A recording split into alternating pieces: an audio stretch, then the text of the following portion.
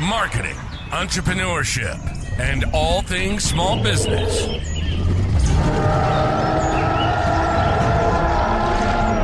You're listening to the Jurassic Marketing's Triceratops. Now, here's your host, Justin Miller.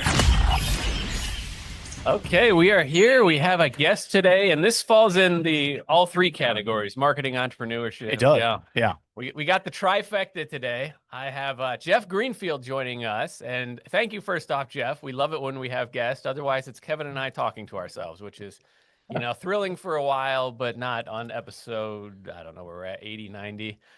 Jeff is CEO of ProvaLytics, and his specialty is attribution. So we often on our agency side of things are asked to prove that things are working. And it's not as easy as one might think, especially when you start getting the basics down of, we've talked about basic tracking of offline. We're mainly offline stuff.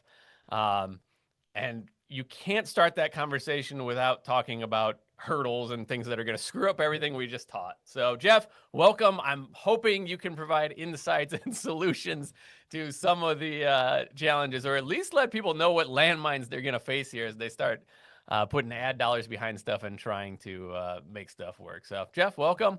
Is there anything I missed in the bio that would be critical for our listeners to have a frame of reference for our session here? No, I think you nailed it. I think the key is definitely this concept of landmines. There's a lot. There's always been this issue for marketers in terms of proving cause and effect. Marketers, we tend to, when sales are good, we want to take credit for it. And when things are bad, we start digging around trying to figure out what caused it, because we know it wasn't what we did. So we want to blame it on someone else. And there's that old John Wanamaker saying, half the money I spend in marketing is wasted. The only problem is I don't know which half. And companies today, for larger brands, that big issue is, finance, because finance is always looking to cut. And when you look at these bigger companies or any company, your biggest expense is headcount. It used to be marketing was second. Now cloud costs are second. Marketing is a very close third. So yeah, that's the biggest issue, and it's gotten more complicated for most companies today, because it was easy to prove cause and effect, because it used to be all you did was sell on a website. We're talking since the beginning of the digital era. So you could prove and you could show an increase in visits. Hey, this week we ran this ad, so obviously this caused it. But now people are buying on Amazon, and you don't get visit count on Amazon. You just have sales. And now if you're lucky enough, you're selling in stores. So how do you account for that? So it's become very, very complicated. And I think for a long time, as digital marketers, we got kind of spoiled because we looked at everything. We went back from every sale and we said, what preceded this sale? A click. I can count a click. And so everything is attributable. I can track everything back to a click, and I'm in good shape with that. So I'll give you an example to show you how complicated it really is. And I'll even add in some offline. Let's say, Kevin, you've created this amazing garden hose. It doesn't leak. It's the best thing that's ever out there. And you do a really cool ad, okay, that's got some highlights in it. And you start running ads on, let's say you run ads on Meta. So video ads on Facebook and Instagram. It's got a cool name. So you run ads on Google. So when people search for it, and you do a direct mail drop, and let's say a couple of cities, and those are the only places where you're advertising as well, because it's wintertime in half the country, so you want to advertise in the other half of the country. So somebody's going along, they're scrolling through their Facebook feed, and they see the cool little snapshot of the video. They stop for a second, but they don't watch it. They keep scrolling. A week or so later, they get your direct mail piece in the mail, because you're doing a blanket drop to the whole area. They look at it, and it kind of clicks with them because they saw the ad, but we don't do anything. 2 weeks later, they're on Instagram. They see now the video again. They stop, they watch it. They don't click, but they make a mental note. They say, when my hose is busted, I'm getting Kevin's hose. That's what I'm going to get. So they're out a month later. This is a long sales cycle. They're doing some gardening. They start the hose and the thing leaks and they're like, damn it, I should have gotten that. Pull their phone out. What is the name of that thing? They search for it on Google and they buy it. So, for you, Kevin, for this one sale, you're going to go into your analytics and it's going to show you it came from Google. Now, this thing takes off. You're going to multiply that by 1,000 times. At the end of the month, you're going to look at what you spent dollars on and you're going to say, okay, that direct mail drop was a waste of money. Meta is a waste. I'm spending all my money on Google. And now you would think if I stopped all that, my sales would stop immediately. But remember, it took from that first time you saw the ad all the way through almost 2 months for you to make the purchase. So you, Kevin, even if you stop all that stuff, you're not going to notice it until 2 months later. So it's tough to see the cause and effect there. And that's the issue going on. Now, a lot of people say, well, big brands today are super smart. They would never do anything that stupid. Well, I talk to big brands every day. I see all of their numbers. Yes, they're that stupid. And it's not being stupid. They are following the data. These are all data-driven marketers, because you've been trained. Google Analytics, it tells the truth. It looks at every sale. And so what do? You go in there, you look at the numbers. That's what it is. So I'm gonna cut my spend there. And that's kind of the landmines that we're in today. And now, there's all these cool things like connected television and other things that you can do out of home, billboards, and you start to say to yourself as a marketer, well, if I'm seeing all these billboards for this brand, or I'm getting all this direct mail, are these marketers just dumb because this stuff doesn't work because I've tried it, or do they know something that I don't know? And the answer is they know something that most marketers don't know. Yeah, I mean, this is fascinating for me because I have to listen to you with two hats on. So I'm a business owner running my own campaigns, obviously, but we're an agency as well. And in your example, if the garden hose company had 4 different agencies running different medias, they're all taking credit for that sale. Yeah. Oh yeah, no, that's the problem for the brand, because from the brand's perspective, if I had 1,000 sales in a month and I have 4 different agencies, when I get all of your reports, it's going to tell me I had 4,000 or 5,000 sales. So now you have this deduplication issue. And when you take that to like some of the largest companies in the world, that's where you get this opinion that finance has of marketing, that marketers don't know how to add. They don't know basic math. And the reality is that, listen, us marketers, we spend more time in spreadsheets than our financial friends do. And, Excel, you can have an Excel error in a cell, but it adds perfectly fine. The problem is the data that's going into it. It's just wrong. That's the issue. And the issue is because Facebook doesn't know that you're dropping direct mail. Direct mail, nobody knows about each other and nobody is talking to each other. There was a time before all these privacy changes that it was possible to get people to talk to each other with pixels and tracking and everything like that. That was kind of the golden age of this, but with all the privacy changes, that doesn't happen. And the reality is, what ended up happening is the result of being able to track everything is that marketers became convinced that the more we target, the smarter we can get and the more effective our marketing can get. So let me give you an example. If you do a direct mail drop and you say, I want to direct mail to everyone in Dayton, Ohio, the entire city, there's a cost per so many households. But if you say, I only want to drop to people who own Volvos, well, now you're layering in a piece of targeting. So your cost is going to go up like 1.5 times. But if you say, I want to only go to people that have Volvos who also smoke cigars, now you're up to 4x. And eventually, each time you layer in a target, you're getting more connected into who your customer potentially is, and you're going to get customers, but you may not get them at a profitable level. That's the issue. And so what we saw is that as more brands move towards what we say further down the funnel, And further down the funnel are these bid environments where it's like a real-time type auction. What ends up happening is that your cost of advertising goes up and your ad effectiveness goes down. That's why we start now to see a lot of the bigger brands. Where are they going? They're going more up funnel, direct mail, more TV, more branding. Branding today is the new growth lane.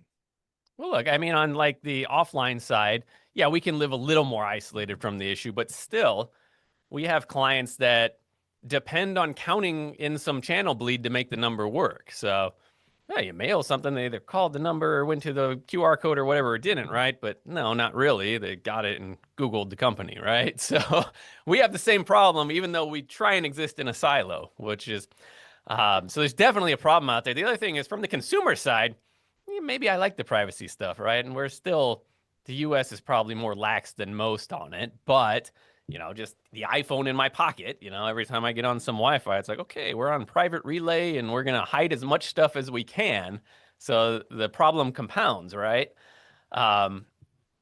What's someone to do about starting to unravel this mess or get the forces back on their side a little bit to get real data? Because otherwise, it's just guessing. Like it's not even arrows; it's dollar bills at a dartboard, and they ain't gonna stick. They don't have a point. Well, the nice thing, like all the mysteries of the universe, the answers are right in front of us. And to really understand how we get to the solution and the answers, we have to kind of go back to the future. History is a great solver of all modern day mysteries. So let's think about, what did we do before digital marketing? Because before digital marketing, there were all these brands like BMW, Coke, Pepsi, furniture stores, retail stores that would spend tons of money on TV, radio, print, and direct mail to drive brand awareness and get people into their store for their sales. And they did it repeatedly over and over and over again. There was no way for people to shop online. They had to go to a mall or go to a freestanding store. How did they do it? And how did they know what ads were working and which ones weren't? Well, they used a statistical marketing technique. It's been around for many years, called marketing mix modeling. And what marketing mix modeling did is it looked at the relationship between the impressions that were in market and what sales were. Now, let's step back for a second, because most modern day marketers, the way that they understand marketing when we talk about clicks, is that they believe that you buy media to get clicks, and then that leads to sales. But the reality is, the way marketing works is that you invest dollars to get attention. And attention is harder to get these days. You get attention, and then that leads to awareness. And when awareness builds over time, people will walk into your store. If your store happens to be online, that's clicks, and that leads to sales. So the marketing aspect actually happens way before the clicks.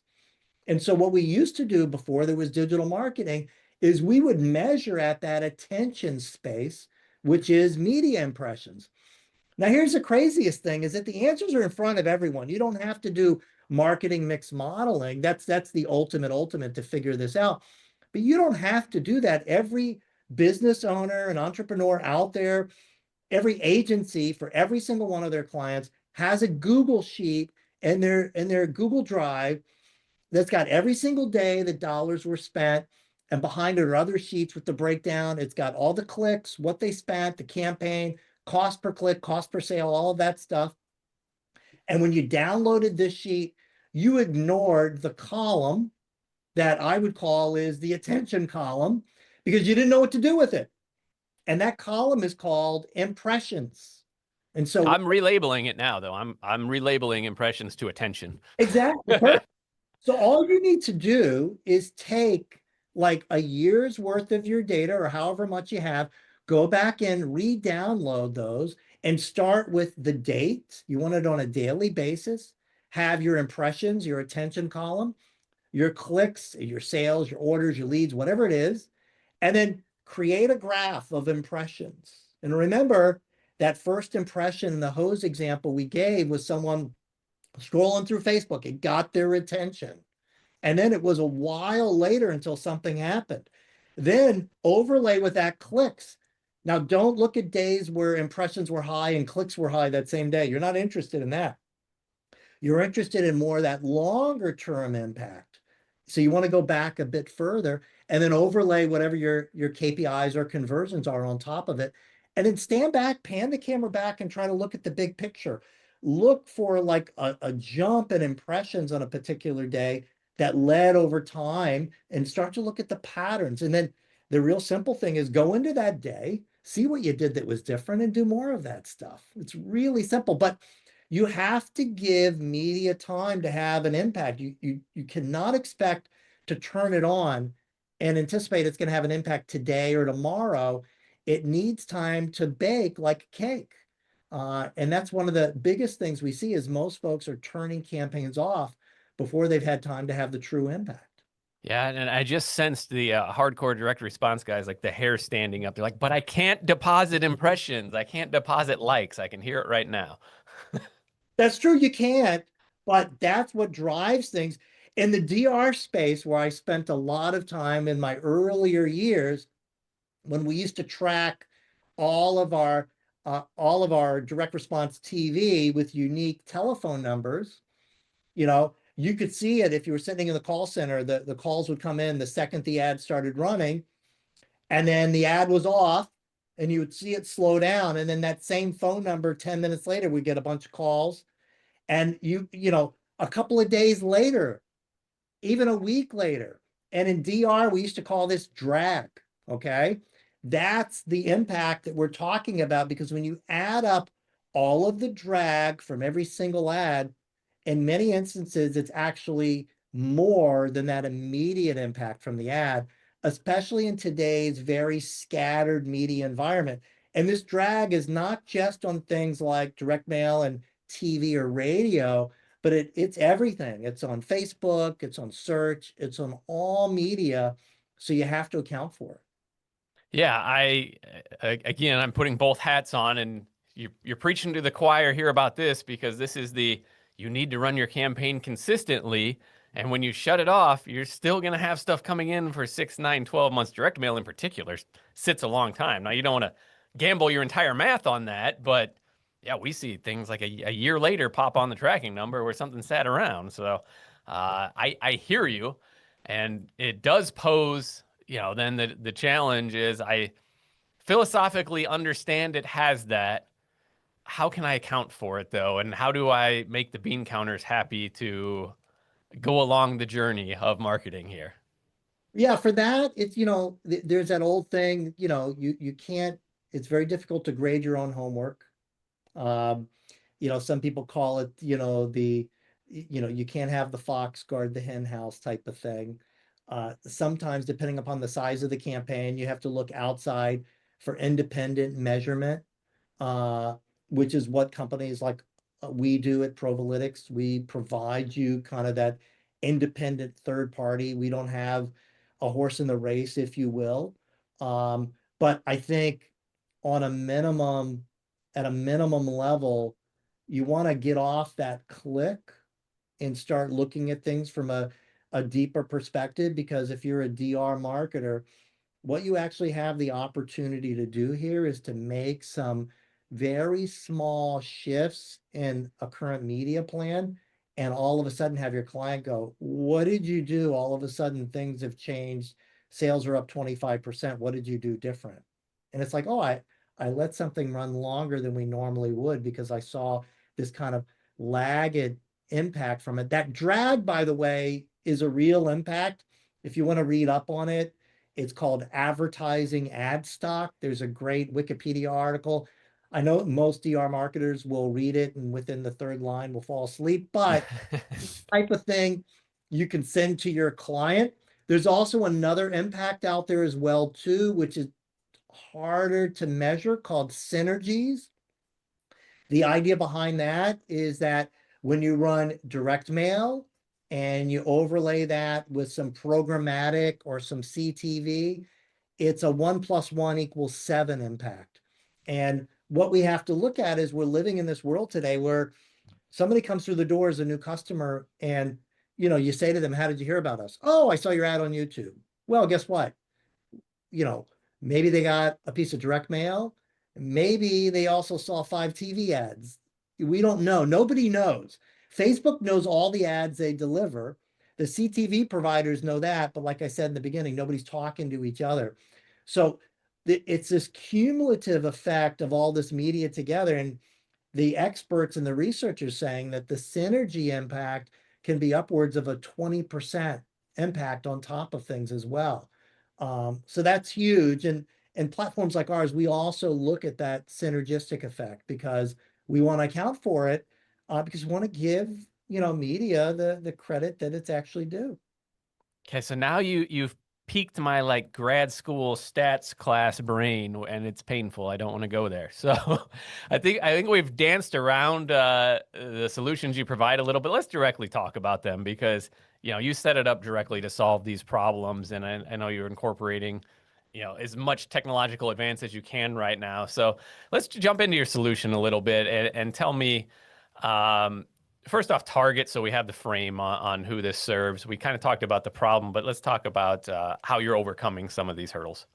Yeah, we serve larger brands that are spending 20 million or more per year, that are facing the challenges of selling across multiple different places besides their website and retail across all the different marketplaces and have no single source of truth. So when you start to think about, like in the example you gave, let's say there's 4 agencies.